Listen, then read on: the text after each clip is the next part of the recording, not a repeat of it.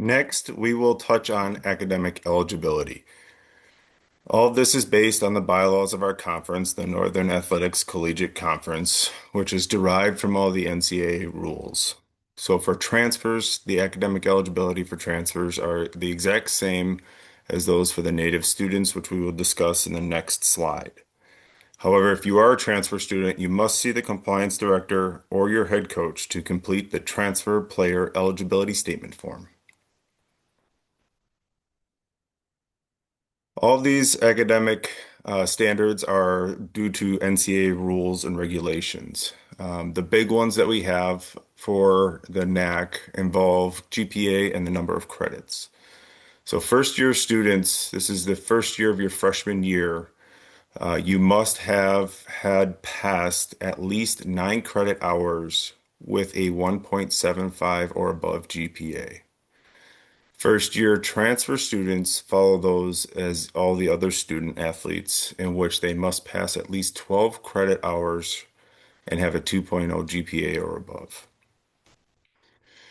Each subsequent year, student athletes must maintain at least a 2.0 GPA, and all must have passed at least 12 credits in the previous 2 full-time semesters. The important thing to note is that the 2 semesters that we talk about there also include J-term and summer classes. So think of it as a calendar year. You must have had passed at least 24 credits to be eligible for the next semester. Student athletes, first term or otherwise, must always be enrolled as a full-time student. So that's 12 or more credit hours. The only exception is if you are in your final term, your final semester before graduation, and you don't need a full 12 credits to graduate. Let's say you need 9 credits to graduate. You can take 9 credits to graduate and still be eligible to compete.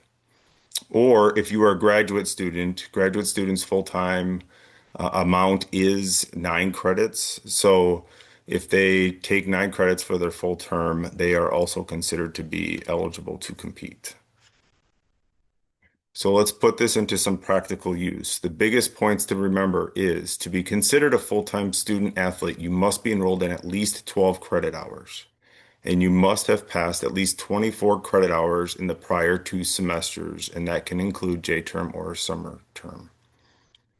New this year is that you can retake a class and it'll still count toward the 12 credit semesters. In the past, that was not considered to be part of the 12 credits that were needed, but that has been revised recently. So now you are allowed to retake a class and have 12 credit or more to be eligible. You must maintain a cumulative 2.0 GPA as well. Let's talk a little bit about withdrawing from a class. If you remain above the 12 credit hours for the semester and you will have passed at least 24 credit hours in the previous 2 semesters, you are good.